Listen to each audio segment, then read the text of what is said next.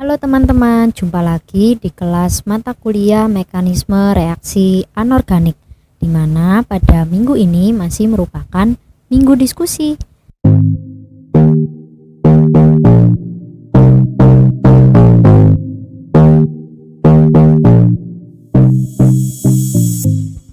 Diskusi pada minggu ini akan dibawakan oleh kelompok kami, yaitu kelompok 3. Kelompok 3 akan membahas mengenai materi trans effect atau efek trans. Nah, pada kelompok kami tidak akan semua anggota menjadi pengisi suara, namun semua anggota tetap berperan aktif untuk presentasi ini. Yang pertama ialah bagian konten kreator. Yuk kita lihat siapa aja sih teman-teman yang tergabung dalam bagian konten kreator. Yang pertama Isomatul Mahfiro, lalu yang kedua ada Maulidia Ilvanur Iza, lalu yang ketiga ada Nila Mahyani, lalu yang keempat ada Umi Koirunisa, lalu yang kelima ada Yunita Mega Indaswari, dan yang terakhir ada Wintari Nuraini. Lalu setelah konten kreator ada bagian narator. Nah, yang menjadi bagian narator ini yang akan menjadi pengisi suara untuk presentasi ini. Yang tergabung dalam bagian narator ialah Reni Krisma Natasha, lalu Salman Al-Farizi, dan Rilia Faradini Putri. Kemudian ada bagian editor. Untuk bagian editor ada Irmayanti Trikurnia dan Frederick Budiman. Nah, setelah perkenalan dengan anggota kelompok 3, yuk langsung lanjut masuk ke materi trans effect. Definisi. Efek trans merupakan efek dari ligan terkoordinasi pada laju penggantian ligan yang berlawanan dengannya.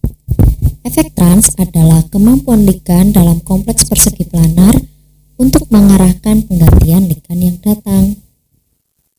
Asal dari efek trans. Yang pertama ialah elektronik atau elektronik molekuler. Ligan sigma donor seperti hamin, hermin meningkatkan kerapatan elektron di sekitar logam. Ligan B akseptor seperti CO, Cn-, PR3, ikatan pi-back melemahkan ikatan trans. Nah, untuk trans efek ligan sendiri mempunyai urutan, di mana urutan ini menunjukkan intensitas dari trans effect ligan-ligan tersebut.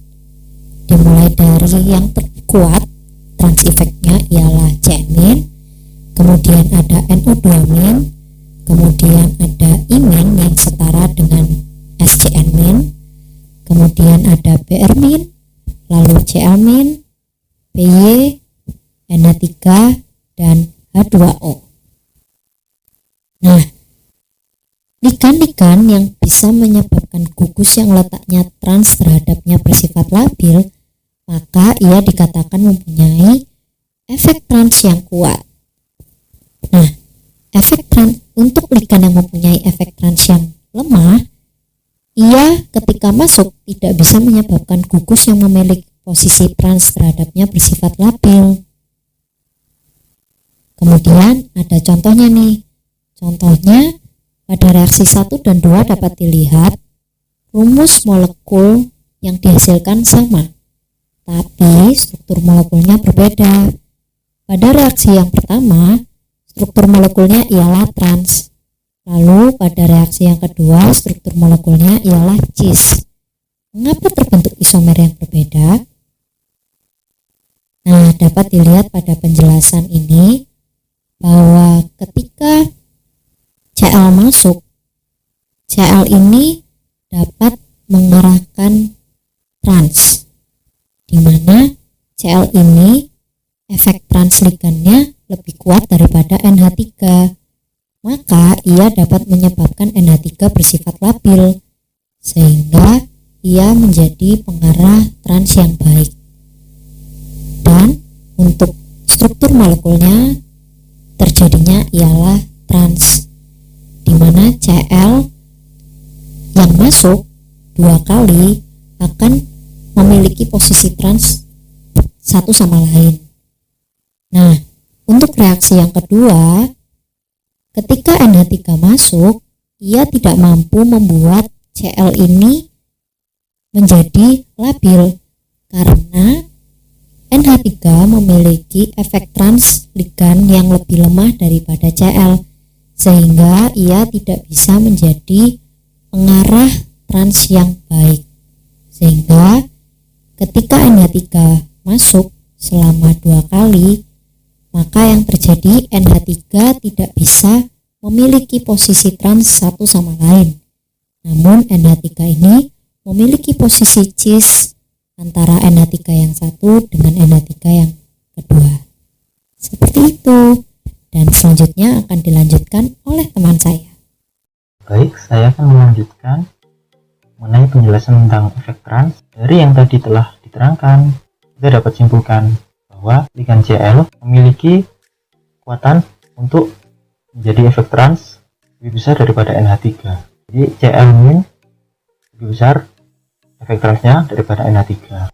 Terbukti dari contoh-contoh yang telah diberikan menunjukkan bahwa ketika Cl ditambahkan pada yang pertama, kemudian yang kedua ditambahkan lagi Cl, yang Cl- akan menghasilkan produk PT NH3 2 kali, Cl 2 kali, yang ligan-ligannya saling berposisi trans antara Cl pertama. Namun ketika NH3 ditambahkan pada starting material PT Cl 4 kali 2- akan didapatkan NH3 pada posisi cis. Nah, jadi dapat disimpulkan Cl memiliki kekuatan yang lebih besar untuk pengarah trans. Kemudian ketika kita ingin membentuk senyawa kompleks posisi cis atau trans, gantung apa yang kita inginkan, kita dapat melakukannya dengan mengatur penambahan dan starting material yang harus kita miliki. Jadi ketika kita ingin mensintesis senyawa kompleks PTNH3 2 kali, Cl 2 kali pada posisi trans, kita harus memiliki starting material PTNH3 4 kali 2+, kemudian ditambah Cl- 2 kali. Pada penambahan pertama, Cl akan menggantikan NH3 bebas manapun NH3 dari keempatnya dapat disubstitusi oleh ligan Cl. Nah, namun pada penambahan Cl- yang kedua, NH3 yang tersubstitusi atau yang akan terlepas mesti berseberangan dengan Cl yang pertama sehingga membentuk posisi trans antara Cl.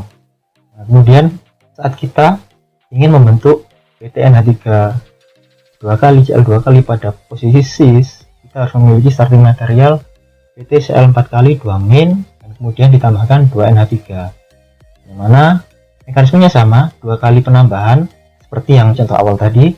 Kita penambahan NH3 ligan Cl yang akan tersubstitusi bebas dari keempatnya, Cl manapun bisa tersubstitusi oleh NH3 yang pertama. Kemudian pada penambahan NH3 yang kedua, maka yang akan terlepas adalah yang posisi cis pada NH3 yang pertama, jadi akan membentuk produk yang cis.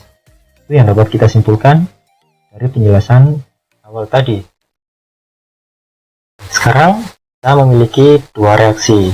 Pertama, starting material 4 kali dan substitusi ion iodin piridin.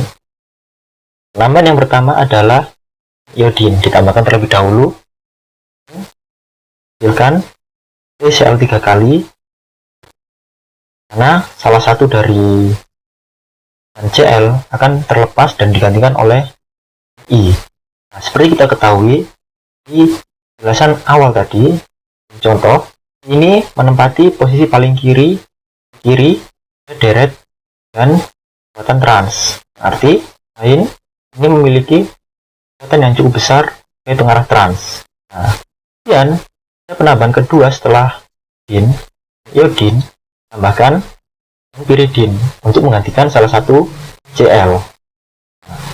Hubung dan iodin lebih kuat daripada Cl yang kekuatan efek transnya, dan piridin akan substitusi ligan Cl berada pada posisi trans daripada iodin, akan menghasilkan PCl2 kali iodin pada posisi trans. Kemudian pada reaksi kedua dengan materinya sama, PCl4 kali, kita balik, tambahkan piridin terlebih dahulu, kemudian tambahkan iodin.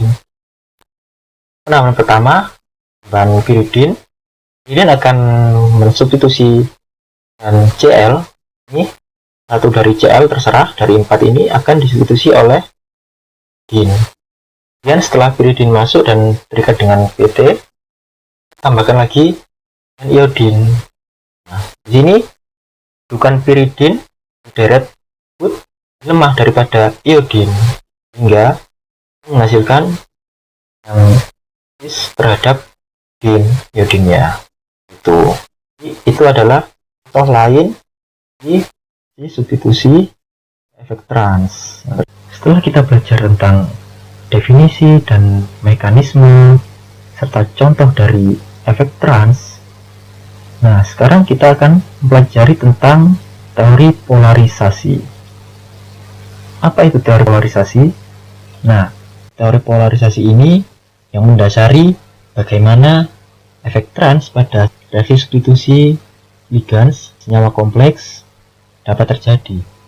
Teori polarisasi sendiri dikemukakan oleh ilmuwan bernama Greenberg, yaitu untuk menjelaskan efek trans kinetik di N kompleks segi 4 planar, terutama pada PT2. Di sini kita bisa lihat bahwa Cl- akan digantikan oleh suatu ligan, yang mana Cl- akan dilepas terlebih dahulu. Gambar ini adalah senyawa kompleks yang terdiri dari ion kompleks dan dua ligannya yang berposisi trans. Pada penjelasan awal tadi, jika kita melakukan substitusi ligand dilakukan 2 kali. Yang pertama, substitusi biasa, jadi salah satu ligan akan digantikan oleh ligan yang lain. Salah satu dari keempat ligan akan terlepas, terserah, akan masuk suatu ligan. Nah, substitusi yang kedua ini yang menentukan hasil dari reaksi membentuk cis atau trans. Di sini hanya digambarkan atom pusat dan kedua ligan yang berposisi trans. Di sini perlu diketahui bahwa ligan A ada ligan yang memiliki kemampuan polarisasi sangat tinggi, yang mana kemampuan polarisasi ligan A jelas lebih besar daripada ligan Cl. Selain itu, yang harus diketahui juga, ligan yang akan terlepas, di sini ada ligan Cl, adalah harus ligan yang membentuk ikatan pi donor, atau dapat dikatakan mayoritas halogen. Dari deret yang telah ditunjukkan pada definisi awal tadi, dan A ini pastinya akan lebih kuat efek transnya daripada ligan Cl yang akan terlepas. Di sini kita bisa lihat dipol yang diinduksi dalam ligan A menginduksi dipol dalam kation PT2 yang dapat dipolarisasi. Jadi A ini mengalami polarisasi plus dan minus, yang mana muatan minusnya akan terikat pada muatan plus dari atom logam pusat, yang mana muatan plus akan semuanya terkumpul dan mendekat membentuk ikatan dengan ligan A, sehingga sisanya muatan minusnya akan terkumpul di sebelah kanan mendekat dengan Cl, yang mana hal tersebut akan melemahkan ikatan Cl dengan PT dan pada akhirnya Cl terlepas dari atom pusatnya dan nantinya akan disubstitusi oleh ligan lain. Di sini Cl- terlepas dari atom pusatnya, jadi akan membentuk posisi trans dari A pada substitusi ligan yang baru yang akan menggantikan Cl. Pendukung untuk teori ini ditunjukkan dengan melihat deret ligan pengarah trans yang telah diperlihatkan slide awal-awal tadi. Ligan yang lebih terpolarisasi seperti SCN- dan I- dan ligan yang mengandung pi awan, misal Cn- tinggi dalam seri, sedangkan ligan kurang terpolarisasi seperti amonia atau air lebih rendah dalam seri. Pendukung tambahan berasal dari pengamatan bahwa kompleks PT2 menunjukkan efek trans yang lebih jelas daripada kation PD2 dan Ni2 yang kurang dapat dipolarisasi. Jadi atom pusat yang akan mengalami polarisasi yang terpolarisasi oleh ligan A ini cenderung terjadi pada PT daripada jika kita menggunakan atom pusat D atau Ni. Kita ke pembahasan selanjutnya teman-teman, yaitu mengenai pembuatan isomer cis trans. Pada pembuatan senyawa-senyawa cis trans dapat terbentuk dua kemungkinan. Yang pertama yaitu yang sebelah kiri, campuran isomer cis dan trans. Jadi dalam satu senyawa terdapat dua isomer. Atau yang sebelah kanan nih, hanya satu hasil isomer, cis atau trans. Nah, apabila yang terbentuk ialah kemungkinan yang pertama, yaitu campuran isomer cis dan trans, maka dapat dilakukan pemisahan. Pemisahan isomer-isomer cis dan trans dalam campuran dapat dilakukan dengan dua cara nih teman-teman, yaitu yang pertama, kristalisasi bertingkat. Metode ini menggunakan prinsip perbedaan kelarutan zat yang akan dimurnikan dengan kelarutan zat pengaturnya. Sedangkan yang kedua yaitu kromatografi penukar ion. Metode ini menggunakan prinsip yang didasarkan pada interaksi muatan positif dan negatif antara molekul spesifik dengan matriks yang berada di kolom kromatografi. Hal-hal yang perlu diketahui selanjutnya ialah bagaimana menentukan suatu isomer berbentuk cis atau trans. Kita dapat melakukannya dengan tiga cara, yaitu yang pertama dengan suatu reaksi kimia. Yang kedua, menentukan sifat optis aktif dari senyawa isomer tersebut. Atau yang ketiga, dengan difraksi sinar X, spektroskopi, dan pengukuran momen dipol. Selanjutnya, faktor lain yang berpengaruh pada efek trans. Pada bidang trigonal dari keadaan transisi atau keadaan 5 koordinat, interaksi pi bonding dapat terjadi antara logam d orbital, misalnya orbital dxy, dan orbital yang sesuai, yaitu orbital atom P atau orbital molekul dari P simetri dari ligan L2 atau ligan trans ke kelompok yang meninggalkan dan Y kelompok yang masuk. Ketiga ligan dan pusat logam ini dapat berkomunikasi secara elektronik melalui pi bonding hanya jika semuanya terletak pada bidang yang sama dalam keadaan transisi. Hal ini menyiratkan bahwa senyawa dengan bilangan koordinasi 5 harus berbentuk trigonal piramidal. Hal ini dapat dijelaskan dari faktor keadaan transisi atau intermediate trigonal piramidal atau ikatan pi pada bidang trigonal. Selanjutnya, ada beberapa aturan pada efek trans. Di antaranya, yang pertama, lebih mudah untuk mengambil transi elemen daripada kebanyakan ligan lainnya.